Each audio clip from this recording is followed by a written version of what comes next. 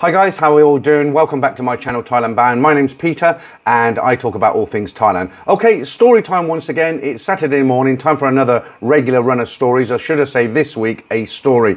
So just a little bit of history on what I've been doing over the last 4 years with these stories. As you know, during COVID lockdown, people were stuck at home. I was reading out stories and I was inundated with so many stories. I was reading 4, 5 and even up to 8 in one upload. Now, unfortunately for me, after 4 years, I must have read out something like 500 stories, as I say, up to 5, 6, 7, 8 on one upload. They're getting a little bit thin on the ground now. They're still coming in, but if I carry on at this rate, I'm just going to run out of stories. And then one Saturday, for the fans of the stories, you'll get up waiting for the notification for the stories, and there won't be one because I'll have run out of stories. So how can I get around this? What I've decided to do, and this is on advice from a few viewers, and I think it's a great idea.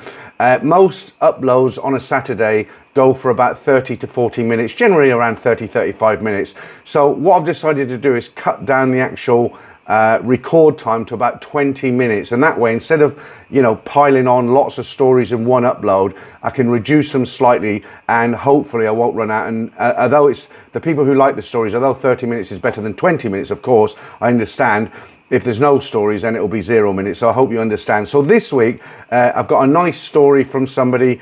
It's only one story because it's quite a long story, and I hope you'll enjoy this. Just see what you think of this one, guys. สวัสดีค่ะ A little background on me before getting started. I'm a 55-year-old single guy from the US. I have a slim build with a full set of head of grey hair and consider myself decent looking and youthful for 55. I've gone to strip clubs in the US for 30 years, massage parlours and paid for aerobics classes in Vegas and the Caribbean. I love to research and plan my solo trips.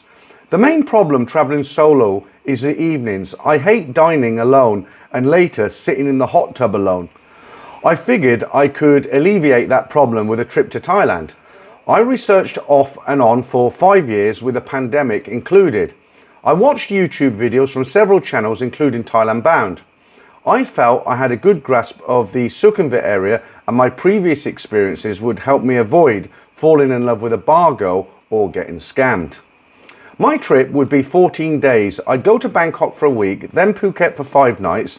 I'd go for the vacation, experience the culture, learn to navigate Bangkok, go on a few excursions and check out the go-go bars for myself. A short trip didn't leave much time to really meet a good Thai girl, but I figured I'd give it a try anyway by visiting a dating site and trying to set up a date for dinner a couple of weeks before I left for Thailand. I chose Thai friendly. I created an honest profile and researched tips online for getting responses. I quickly figured out how to weed out the freelancers, ladyboys and older women, but I was not getting any responses back from the younger audience. So I changed my age from 55 to 50. I messaged this 30-year-old girl who had just joined a couple of days ago, and to my surprise, she messaged me back. By now, I had upgraded to premium, so there wasn't a limit to messages back and forth. I googled her username because many times people's names have a special meaning. I wasn't aware at the time that many Thai women use nicknames because their true names can be difficult to pronounce. Google said that her name was actually the name of a famous young Thai actress. I asked her if she liked the actress, and I think me knowing of this relation gave me the foot in the door. The actress's nickname was Araya. We quickly moved out conversation to line. My research told me what to expect with good Thai women, what their expectations are in a man, and in general what kind of cultural differences I would encounter. I treated her with respect and humour. I never brought up the topic of aerobics or money. I didn't fall all over her. I teased her a bit and give her some compliments. I asked if she'd be interested in meeting me for dinner one night during my upcoming visit, and she said yes. I didn't have any expectations as I was on holiday.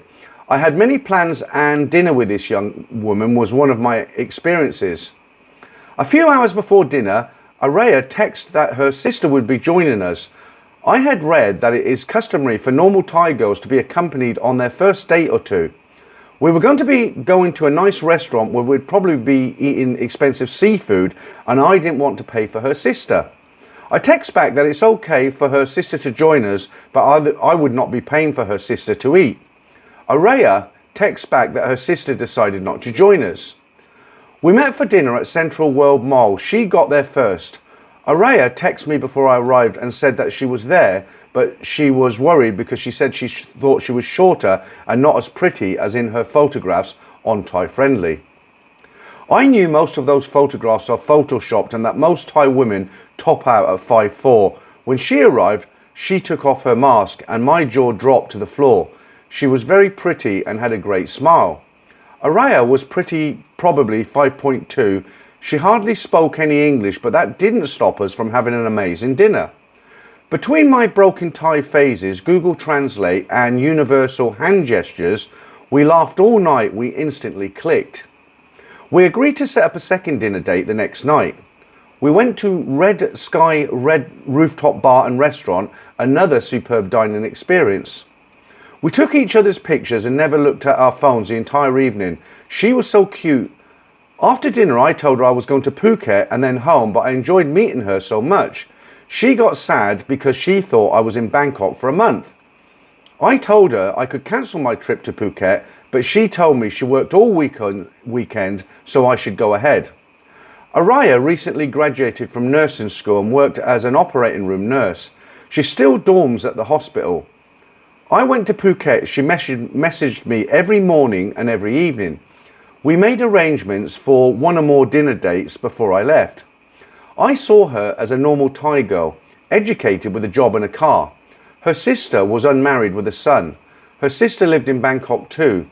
Their mother worked in a clothing shop up north and only saw the daughters once a year. A part of me thought I'd found a diamond in the rough. I had been in the right place at the right time and found a good Thai girl who liked me. Whether she saw me as a potential provider or what, it was too early to say. Still, there was always a voice of caution in the back of my head, telling me this might not be real. The problem was, it felt real. Before I flew back home, I said I could come back to Thailand in 3 months if she wanted me to. I had told her that I didn't come to Thailand looking for a girlfriend, but that I was having so much fun with her, it felt like the real deal. She agreed and we started discussing my return. 3 months would be March, and although it would be hot, she actually agreed to take a trip with me to Phuket for 5 nights. Now I'm thinking something's not right here. We got on fabulously. She's truthfully 25 years younger than me. We went on 3 dates and now she's agreeing to travel with me. I was very skeptical, but I thought, as long as she's willing, why not? Let's see where this goes. I kept expecting her to ask for money or something. We messaged online daily. With the time difference, she was 12 hours ahead of me. When I woke up at 8 a.m, she was off work and getting ready for bed at 8 p.m. And when I was going to bed, she was getting up and messaging me every morning and every night. And we messaged during the daytime too. We used line emojis and stickers to communicate our hearts to each other. Araya shared videos of her releasing fish into the river and lunch with her girlfriends. She showed me pictures of her and her friends at the hospital. Araya even showed me videos of the operating room where she worked. She shared videos of her working out before her trip. Araya kept saying she would like to see snow. She said she wanted to come and take care of me and my aging mother in the States. Araya had never truly asked for money. A couple of times she had asked if I wanted to support her when buying clothes for our trip, but I didn't pursue it because I didn't want to send money. When I looked at buying tickets and making reservations for our trip, I confirmed she was still on board. I asked her if she was really okay with sharing a hotel room and a bed. She asked if we could do 2 beds. I said, sure. Okay, I made the reservations. I'm still wondering if this is real, if she'll actually go. So when I made airline reservations, I asked for her real name, birthday and her Thai ID number. She provided everything. So I'm thinking, if she's scamming me, then why would she provide all this information? We did a couple of video call dates where she went out to dinner and we chatted during the dinner. I'm thinking that somehow I actually got lucky and found something unique, even though in the back of my head I was remembering all those YouTube stories about 6 weeks before my return to Thailand. She started calling me her boyfriend. She hadn't logged back into her Thai Friendly account at this point. I've got an extra spring in my step. I'm loving life, still skeptical. I can figure she's either fooling herself and I'll go along with until she stops fooling herself, or this might be real. She talked about 2 relationships before where her boyfriend cheated or was even secretly married. The video call was my idea and we told each other we'd never tried a long distance relationship before. I surprised her with flowers delivered to the hospital on Valentine's Day, and she showed me a picture of her with a basket. I'm a novice using the Line app and actually thought it translated our text back and forth. When I realized she had been copying and pasting into Google Translate and copying and pasting back, I started doing that for myself in order to save her time. I always tried to look favorably on the chats because I knew the translations weren't perfect. She sent me photos of her learning English online, but she wanted to be able to speak better English. I suggested a school and she came back with a tutor. A friend of a friend can tutor her for 500 baht an hour. She told me 20 to 30 hours would help a lot, but the tutor wanted half the money up front, 10,000 to 15,000 baht. I told her I was uncomfortable sending money and she said she was okay with that. She would arrange for me to meet the tutor on the day before our trip. I wasn't crazy about shelling out cash before the trip, but I agreed. Again, we are messaging each other several times a day. About 3 weeks before our trip, her work schedule changes and she started working nights. She went 3 days without saying good night or good morning to me. I didn't judge her, but I thought, yeah, it's possible she's with someone else and can't send me a voice message or get into the glowing green line app while she's in this other guy's company. Or maybe she's really was working a different shift and tried all the time. About the same time, I was visiting with friends in Las Vegas. I told them that we're going on this trip together, but still haven't talked about intimacy. The woman friend said that I should bring it up beforehand. I wasn't sure about it, but decided to go with the woman's perspective. I struggled with how to bring it up. So I decided to confirm our reservations at the resort with her and asked her if she still wanted one bed. At this point, she's calling me her boyfriend on a daily basis, and I didn't think it was unreasonable to ask. She said 1 bed, not 2. She went on to explain she hadn't been with a man for a while and she didn't want to have aerobics yet. The next 2 weeks before the trip, she was noticeably distant in our chats. Was it the confirmation of the sleeping arrangements? Was it because she was working a new shift and tired all the time? Had she met someone else? Or had she perhaps talked to her mother or sister and been told, this guy is too old for you? I just didn't know, but it was time to fly back to Bangkok and join up with her. She still sent me counting the day emojis and stickers saying she missed me. Araya lived in a nursing dormitory. She sent me a photo of the wooden screen doors to the outside. It was always hot in the dorm, no air conditioning. Several weeks ago, she told me she would buy a portable air conditioning unit by herself, but now she didn't have the money. She asked if I would buy it for her. At first, I didn't answer, but a few days before my flight back to Thailand, I agreed to buy it for her when I got there. Araya was over the moon, happy. Back in Bangkok now, the plan was to go to cosmetic shopping, meet the tutor, get oil massages at Healthland in Asok. I had been there myself on my first trip and asked if she'd like to go. 1,500 baht each for 2 hours. Then we'd go to dinner at the Brazilian steakhouse El Toro, all within the Terminal 21 Asok area. We met up at the cosmetic shop and she gave me a little kiss on the cheek. Everything was going great. I understood that I'd be buying her some cosmetics, and from my reading, that was expected in Thai culture. After making some selections, she introduced me to a sales attendant and said if I signed up for their mailing list, we could get 15% off. She was already on the mailing list, so I had to sign up, and seeing how I was paying 15% sounded good. The agent had me fill out the information on the store's iPad, and everything was going fine until it asked me for my birthday. I tried not putting it in, but the agent said I forgot to input the year I was born. I freaked because up until now I told Araya I was 50 when in reality I'm 55. I tried inputting a year that coincided with 50 years old, but the app used a weird Thai number and the attendant put in 1996. That would make me 57 years old.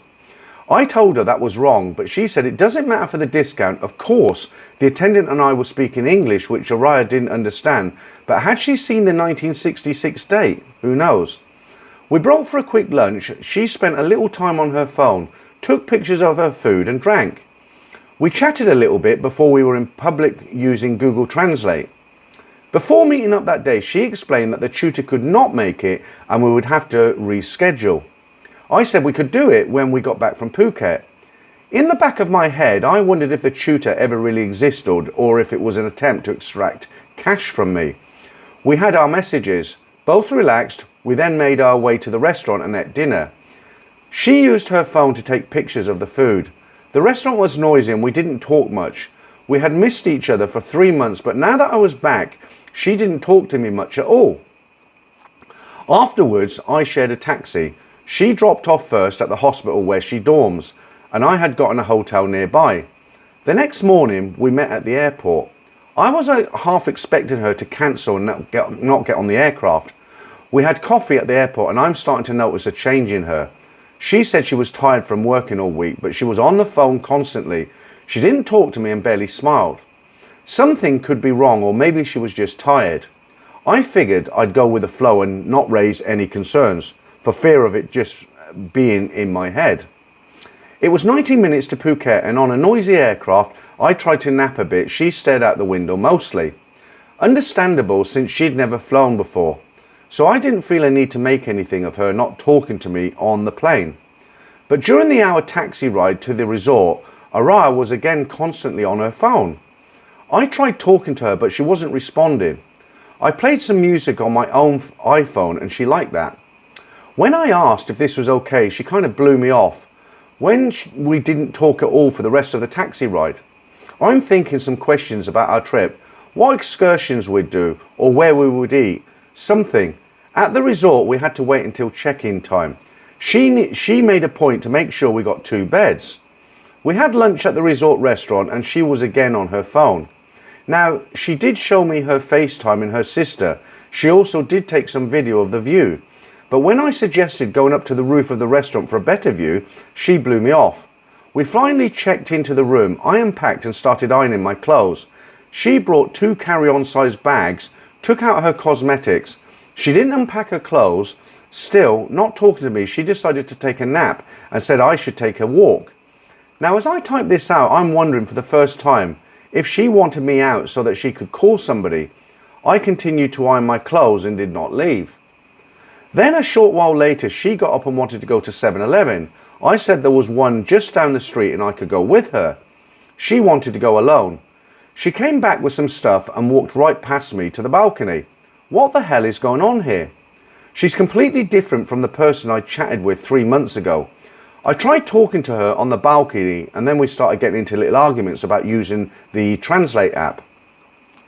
Up until now, I thought she didn't know any English, but she was reading the English translation on the app back to me. Now, I understand one can read a language without knowing the meaning, but until now, I didn't know she could read the language. It seemed to irritate her that I saw she was pronouncing the English translations. This went on for a couple of hours, her ignoring me, then getting irritated when I tried communicating with her. At one point, she was just sitting there watching Instagram videos. She snapped at me when I asked what she was doing. We went to dinner across the street and again constantly on her phone. She seemed to be trying to salvage a trip for herself, but I couldn't take much more. Back at the hotel room, we were both pretty tired. She went into the bathroom to get ready for bed. I did the same and climbed into my bed. When she came out, she exclaimed, "Why are you not wearing a shirt in bed?" I had pulled my covers up to my chest, but yeah, I don't sleep with a shirt on. I tried to convey my discomfort with wearing a shirt in bed, but she said I had to wear one or she would sleep on the couch. Where was the girl that called me her boyfriend, the girl that missed me so much? I eventually agreed to wearing a shirt, but it was too late by then. She'd been on the phone to her sister. When she came back into the bedroom, she was obviously not staying the week. I asked if she was leaving and she said yes. Tomorrow, my sister bought me a ticket. I didn't sleep a wink that night. I read that I shouldn't beg and really didn't think this was my fault. But if I had done something wrong, I thought, what the heck? So I apologised for the night before and asked her to stay. It didn't work. She got up and told me I should stay in the room and sleep. She quietly packed. She never caused a scene about leaving, but in the end, she did leave. She blocked me online and never responded to my text message. I only sent one text to her phone and one message online. I had travelled back to Bangkok the same day as she did. The next day, I had gone to see the reclining Buddha and met a translator guide. She listened to my story and thought somehow things might be salvaged. I have come up with a list of 7 or 8 different things that could have caused the reversal in treatment from her. I still don't know what caused the change of heart. Did she think I was 57 and I lied to her? True, 1966 birthday was an accident, but while wrong, I really was 55 and not 50. So, if it was that, I had only myself to blame.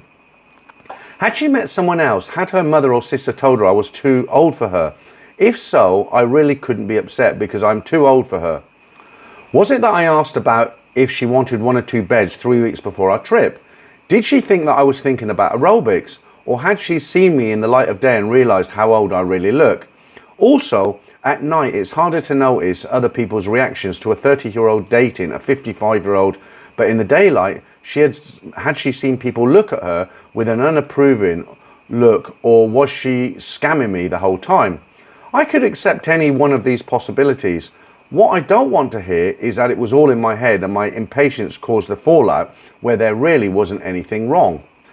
She was just tired and needed a good night's sleep. It's been 2 months. She hasn't gone back to Thai Friendly, not that I'm obsessing, but I've used another account to check and see if she started using her account again or made a new one. No activity. I don't know if not knowing what really happened is the worst or not having a beautiful girl message me each day is, but I'm moving on. I loved Bangkok. My vacation was one to remember. The food is amazing, so fresh. The people are so friendly and well groomed in public. I met a few people I could meet up with again, and it's so easy to navigate the city. I always felt safe wherever I was. I spent a little time at Crazy House Go-Go at Soy Cowboy and had amazing nights full of aerobics.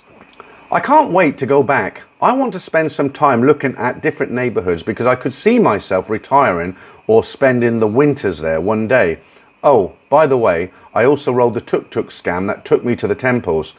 Talked to wise old Thai men, went to Thai fashion and jewellery stores. I bought a couple of tailor-lined shirts that were delivered to my hotel in 2 days. Good quality, and I feel enriched by the experience. And that's it. What a good story. Okay, can't wait to analyse this one. Right, so there's a couple of things I want to talk about with this story. He came up with some very good reasons why she might not be interested in him, but I've got my own ideas about that, which might be true, they might not be, but they're just from experience. Okay, so the first thing, I don't think the age has got anything to do with it, because here in Thailand, it's not like in the West. A guy of 55, 60 can have a girlfriend of 30, 32. Nobody will bat an eyelid, okay? Thais won't stop in the street and point like they would in the West. It's all about love and what you can do for her. I'm talking about support. You know, women are getting older. You know, the Thai guys might not necessarily be so interested in older women, and they're looking for somebody to kind of support them. That's the first thing. So I really don't think the age thing had anything to do with it. Now, as far as all the other reasons go as to why she went from hot to cold, personally, what I think, and it's just a guess, he might be right, I might be wrong, but I'll give you what I think. I think probably in a nursing home, in a dorm, they're all talking, and probably 1 or 2 of the girls had foreign boyfriends who were sending them money, buying them nice gifts, and they all speak about it and how easy it is to get on Tinder and get some guy hooked, and before you know it, he'll be sending you 10, 20,000 baht a month, and you'll be well looked after. And it's very, very tempting. I know somebody working in a hospital, even on a good salary, they're not going to be earning more than anywhere between 12 and 18,000, 20,000 if they got a very, very good job. So it's very, very tempting. And what probably happened, in my humble view, what probably happened is that she got onto this guy, nothing to do with age. She probably agreed to meet him, and she had expectations. But once he turned around and said, well, okay, your sister can come to dinner, but I'm not paying for it. I've never heard of anybody saying that. She must have thought, you know, what a stingy foreigner this guy is. But she played it out, and she probably thought, well, let's see how it goes. You know, I won't ask him for money, but he'll probably, based on experience from other girls, he'll probably buy me some gold or some nice dresses, and when we go away on holiday, it'll be a nice vacation. He'll probably buy me more presents. Now, from what I'm picking up from the story, he was quite I wouldn't say stingy, but he didn't throw his money about, which is a good thing. And she probably picked up on this, and she probably got bored of it, thought, I'm not going to get anything out of this, didn't want to be nasty and turn around and said, didn't want to see you anymore. But it just turned her from hot to cold. And honestly, from experience, from lots and lots of stories, I think that's what actually happened. But no harm done. He didn't lose a lot of money. He's learned from the experience, and hopefully when he comes back to Thailand next time, he'll have a much better experience. Okay, so I hope you enjoyed that one. As I said at the beginning of the video, the uploads are slightly shorter now to try and stretch out these stories. And as always, if you're sitting on a story, please send it in, and I'd love to read it out on the channel anonymously, as always, changing all names. Okay, so that's it from me today. I'll be around for the live streams on Saturday night, 9 p.m, 10:45 for the members. Hope you can join me. They're very lively live streams and lots of fun. Thanks for now, guys, and I'll see you for the stories next Saturday.